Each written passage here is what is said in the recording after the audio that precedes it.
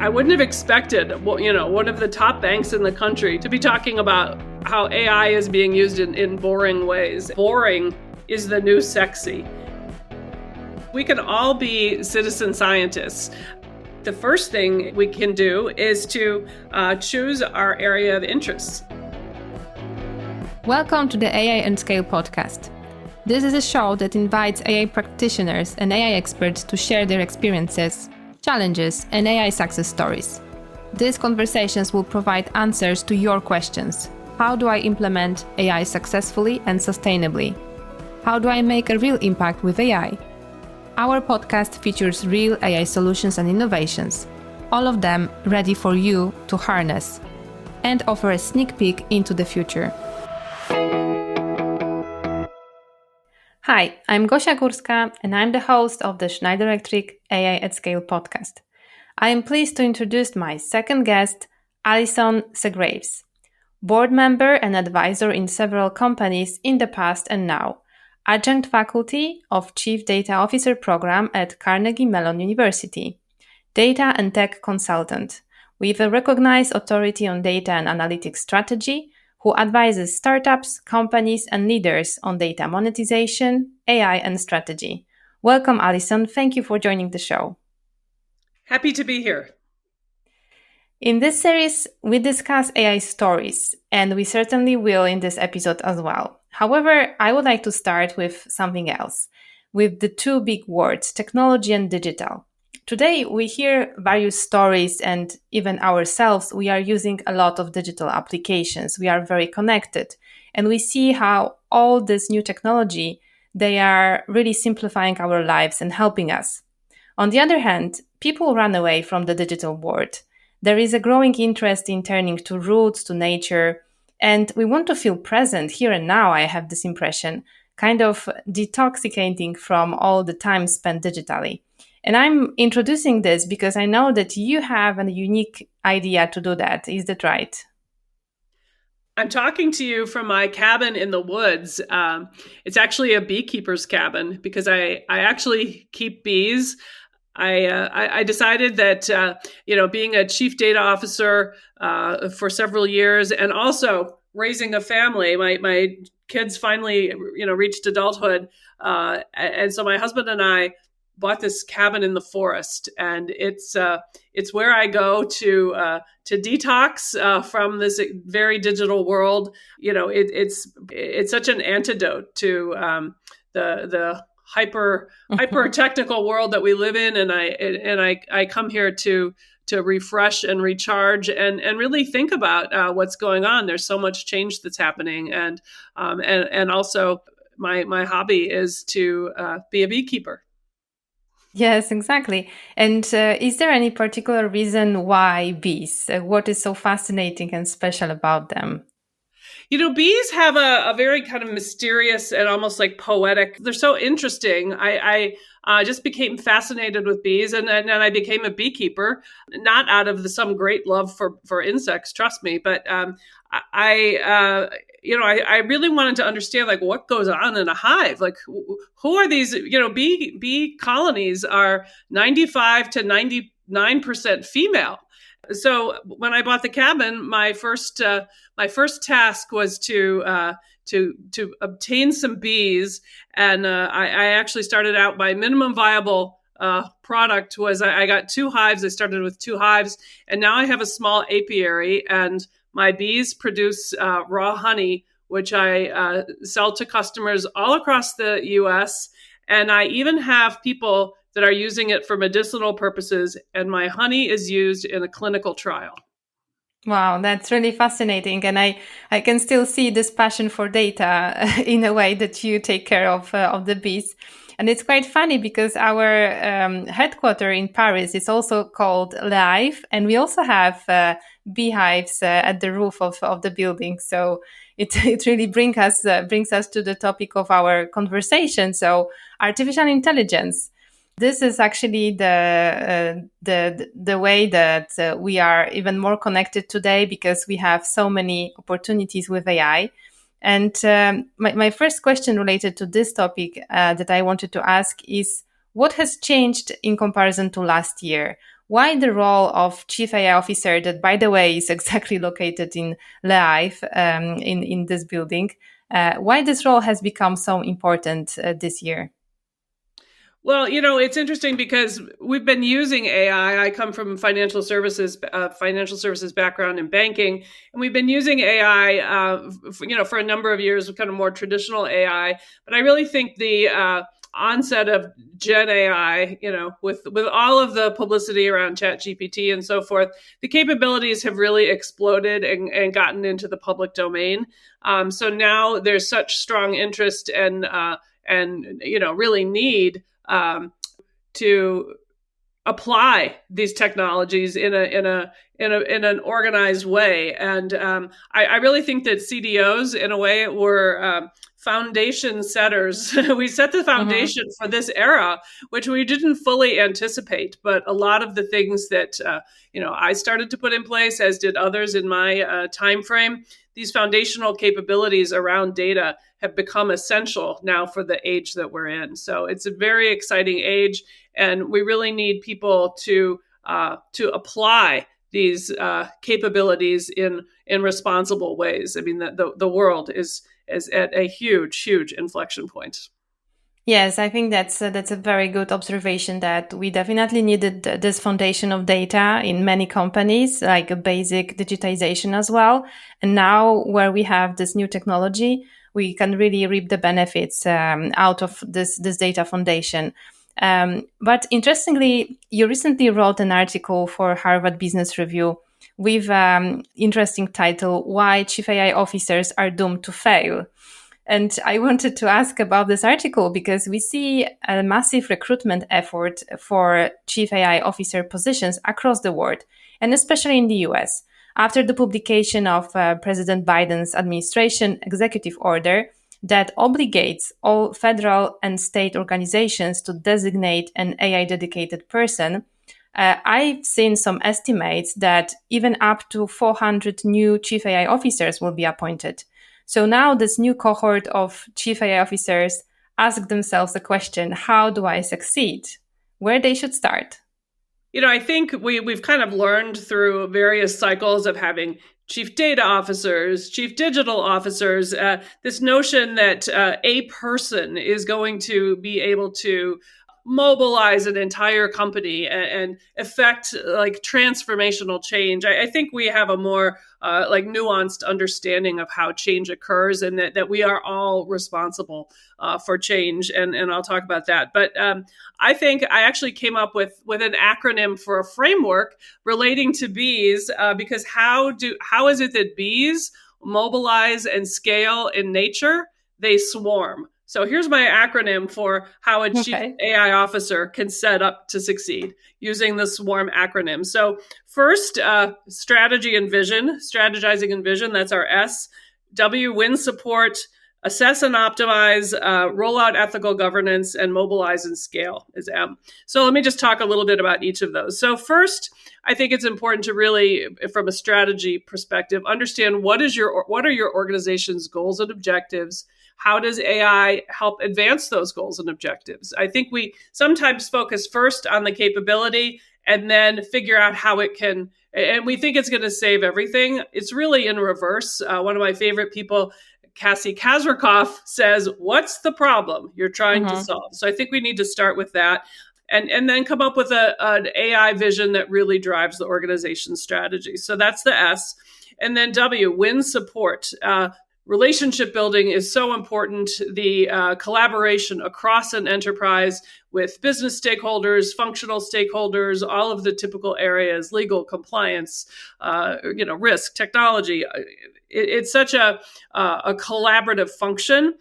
So winning support is critical, and that is a lot of time needs to be spent there. Assessing and optimizing. What are your capabilities today? Do you have talent issues? What are your gaps? Rolling out ethical governance. Really, before you can implement anything, you need to have policies and frameworks. And then mobilizing and scaling. I think we've learned through earlier eras that it's important to pick a few kind of like lighthouse projects that you will start to show value and learn from, and then adapt and scale. So I think we've kind of learned what the model for transformation needs to look like. So that would be my advice for the first 100 days for a chief AI officer. Yeah, I'm sure that they will appreciate this advice, and it really sounds very well founded in your own experience as well, within the data foundation building as well, and especially that these people, in some of the cases, will enter a completely new organization, right? Because previously there was no function like this, so they have to definitely build a team. This not networking collaboration seems really, really important. And probably this will be one of the challenges that they may face when they enter the organization, right? So I really like this model, and I guess it's going to be very useful for our listeners. Now, as you were Chief Data Officer for many years, and now you also run Chief Data Officer Certification Program, how do you see exactly the cooperation between Chief AI Officer and Chief Data Officer? How can Chief Data Officer support Chief AI Officer? Well, it's a very, very symbiotic relationship. I think this applies really to kind of larger, more mature organizations to have really both of those roles. But I think a good way that it could work is to really view the chief data officer as being in charge of data as a raw material. The chief data officer typically oversees data governance, data quality, and data lifecycle management. They ensure that data is accurate and accessible and secure, and they're responsible for building out the data infrastructure. So it's really now the chief AI officer who can leverage this data to deploy into AI models that help advance the organization's goals. The chief AI officer, I would say, is also responsible for the ethical and responsible use of these models. So, they really work together. I'd say, a way to think about it is the chief data officer ensures that the raw material supply is good to be deployed and manufactured, so to speak, with the AI officer, and that could be federated across the organization. But I think at this point, we probably want some kind of centralization to ensure that there are standards that are applied across an enterprise. Mm-hmm. Yeah, that's true. But I'm also kind of was thinking that this would be an ideal situation in which in a company we have both chief data officer and chief AI officer. So both of them have specific roles, specific responsibilities. But what about smaller companies that not necessarily have this possibility to have both positions, like the company is rather small, and they would like to start implementing AI, starting, as you mentioned, with some real value that they see for their company. If there is one person designated to do both jobs, how do you see this division between these two responsibilities? There's the component of ensuring that the data supply chain is robust and fit for purpose for applying to the use cases that are going to advance the business.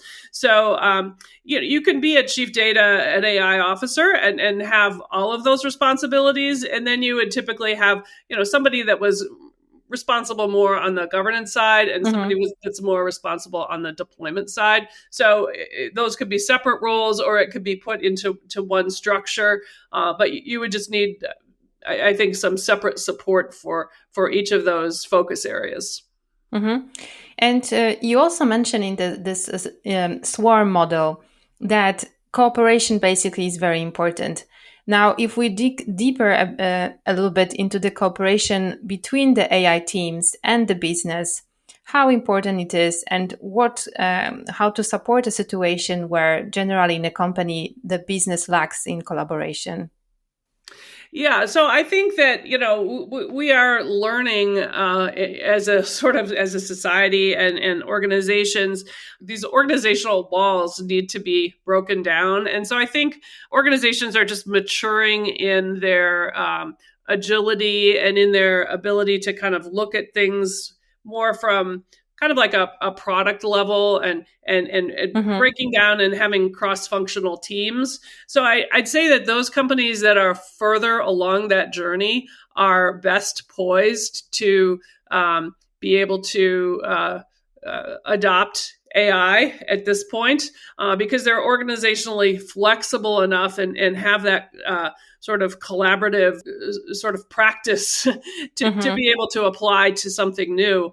I think organizations where they're not as mature and adaptive and flexible, it's going to be a little bit harder. But I think that it's inevitable that we all become adaptive and flexible to be able to deploy innovation that is ultimately going to be so disruptive. So it's really only a matter of time. Yeah, that's right. And I think it's a proper way of thinking about AI as the innovation. So you need to be prepared for change management. You need to be prepared to boost the adoption of these new tools and help to prepare the whole company. So if any company is still working in silos, this will be quite challenging for them to really move on at pace and adopt this new technology. We discussed a bit about the companies and what are the key success factors for Chief AI Officer.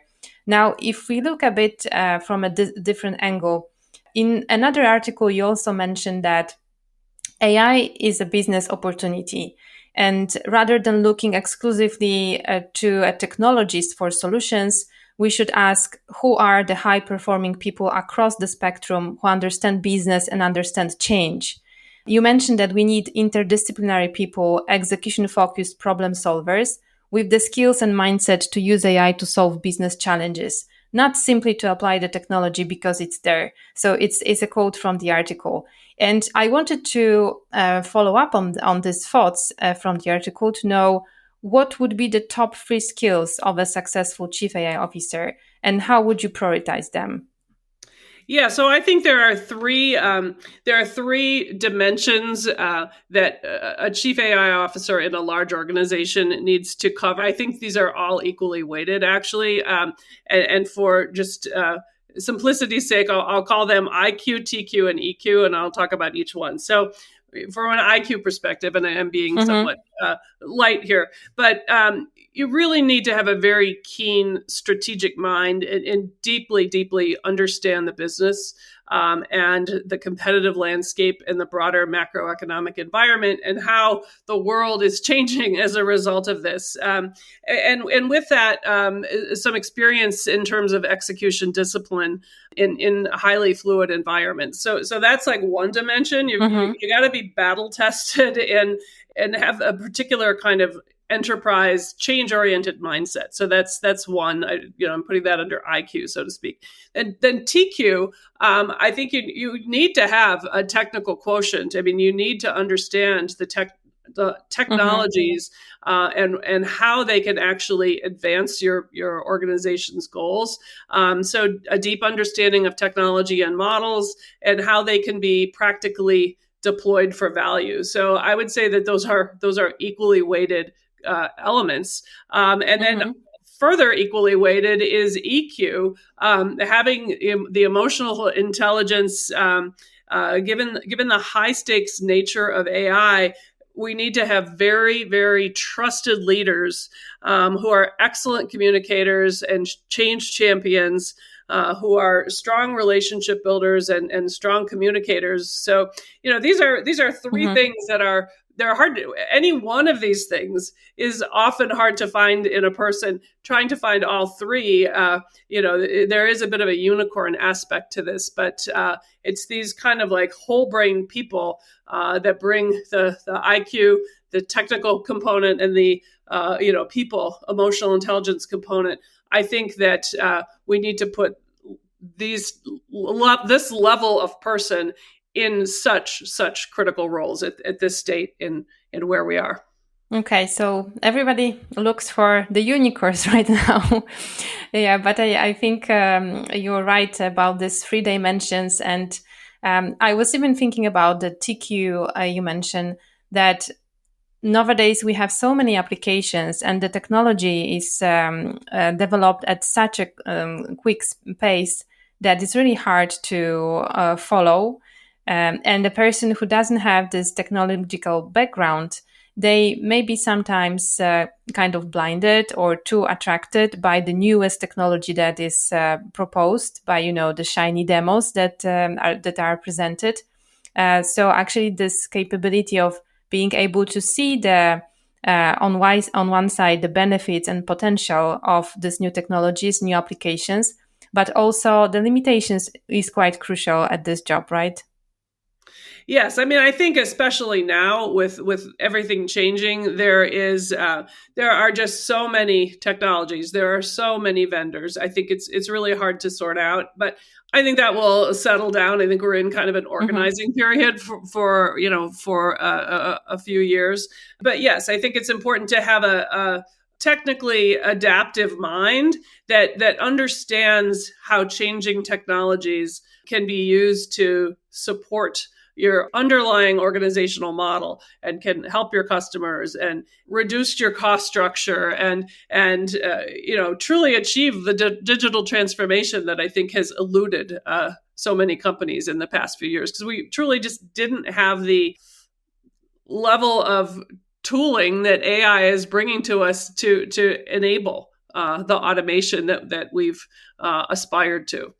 And I would add even one more challenge to the fact that you already search for unicorns, because we still lack women in tech. So unlike in your beehive where 80% you mentioned are females. 95+%. Exactly. So we don't see this kind of representation in tech jobs.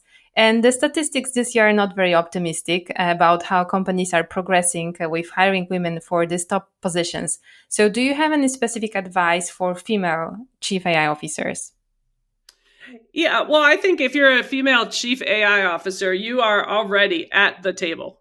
So please take full advantage of this privileged seat that you have, and it's terrific that we have, to the extent that we have diverse representation in these roles. I think it's critical because this is ultimately going to change the way things are organized in our society. So we need all kinds of voices at the table. To those who are not at the table yet in terms of being at chief AI officers, things are changing so fast that we really have to take it upon ourselves in many ways to learn and pay attention to the things that interest us. So to my call to action is everybody who wants to be engaged in the economic ecosystem needs to really start to understand, how can I start applying AI to improve my personal productivity? That's something that we can all be doing today. There are things that I do, integrate into my day. I think women have been socialized to some extent. I can say this for myself, to think that we need to check every box in a role. I just described a bit of a unicorn role. And I think we all need to just have a lot more courage and experiment. I was not a certified master beekeeper when I got my bees and started the hives. How I learned was I got stung. And I had some crazy stuff happen to me. So I think we all just need to be emboldened. I think of when I was young, I was raised some time ago. So this was unusual at the time, but my father was teaching me how to golf, and he kept saying to me, swing at it, because he knew that I had a lot of potential, and he knew that I could take more risk and get better results. So I've used that as a bit of a metaphor in my life. Am I swinging at it? Am I giving it my all? So I encourage, and this applies to everybody, but I think women especially, take more risk. We need you. You have more power than you think. Create your own table. Become engaged at your organization, at your schools, in your community.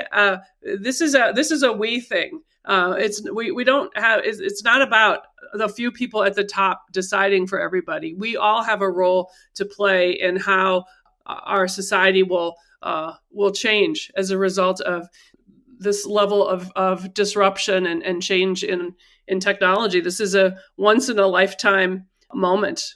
Yes, we need to embrace I it. totally agree. I think it's a lifetime opportunity to also be engaged, and especially that AI technology is evolving and it's being developed as we speak. There is plenty of opportunity for everyone to be involved and to be part of this.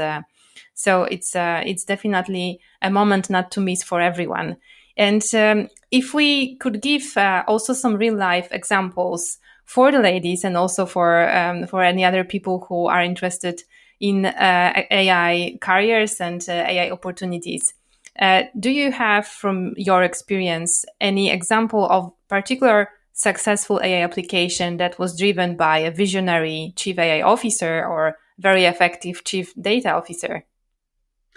Well, yeah. So coming from the banking sector, I just chaired a panel at a conference, and on my panel was a woman who is in charge of innovation and fintechs and at one of the largest banks in the country, and we were talking about what's being deployed Mm-hmm. at her organization, and we talked about this idea of boring is the new sexy. And it's funny because as I'm leading this panel, I'm thinking I wouldn't have expected, one of the top banks in the country to be talking about how AI is being used in boring ways. And she went on to talk about how AI, and it's been, I know this from being in banking, that AI has been used already for years in Mm-hmm. things like fraud, anti-money laundering, cyber, lots of predictive analytics kind of in the defensive space, like those capabilities that I just mentioned, Mm-hmm. and operational automation and so forth. And, that's where I think a lot of the activity is in let's say in financial services, in these more sort of back office operational areas, primarily because it's a heavily regulated sector. Mm-hmm. And it's hard to apply something like Gen AI to loan decisioning at this stage because of the regulatory infrastructure. So there's an example from financial services of a visionary innovator. Yes, and I also like this tagline that boring is the new sexy because I think as we mentioned, sometimes we can be blinded by the newest technology, the newest applications, while actually there is a whole AI technology that kind of we can call it traditional AI technology that was already deployed some years ago. It works perfectly, and we can find many use cases that are maybe undiscovered in our companies to put this AI to work and have some really great results that may seem boring, but they are extremely successful for our company. So, Alison, I really loved your TED talk about citizen data scientists. So, I regret that we have to finish our conversation soon. But the last question I wanted to ask, and your final message to everyone listening, is how we can support the usage of science and artificial intelligence for the sake of the planet and society. How we can all contribute. So yes, we can all be citizen scientists. I think the first thing is that we can do is to choose our area of interest. For me, it turned out to be bees. I'll tell you a little bit more about that in a second. But whether you're interested in climate change, whether you're interested in wildlife, whether you're interested in oceans, there are so many projects that you can be involved in. So I would direct people to look at things like iNaturalist, Zooniverse, NASA. So I'm actually doing an experiment with my bees.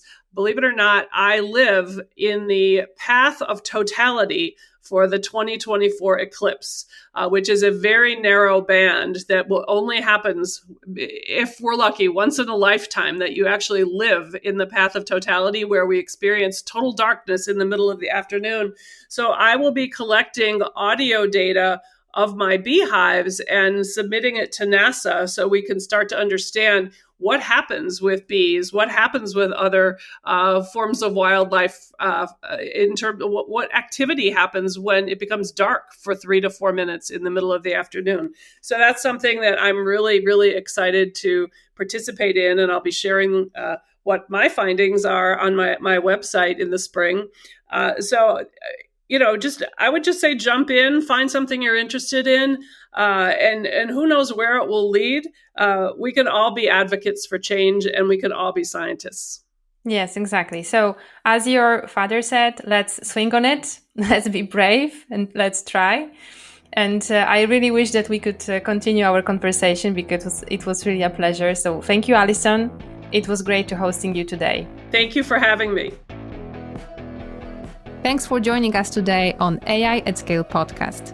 Be sure to visit our se.com/AI website and learn more about our AI at Scale solutions. Head over to our Schneider blog platform to read more.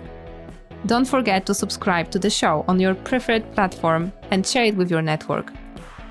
Thank you for listening and stay tuned for the next episode.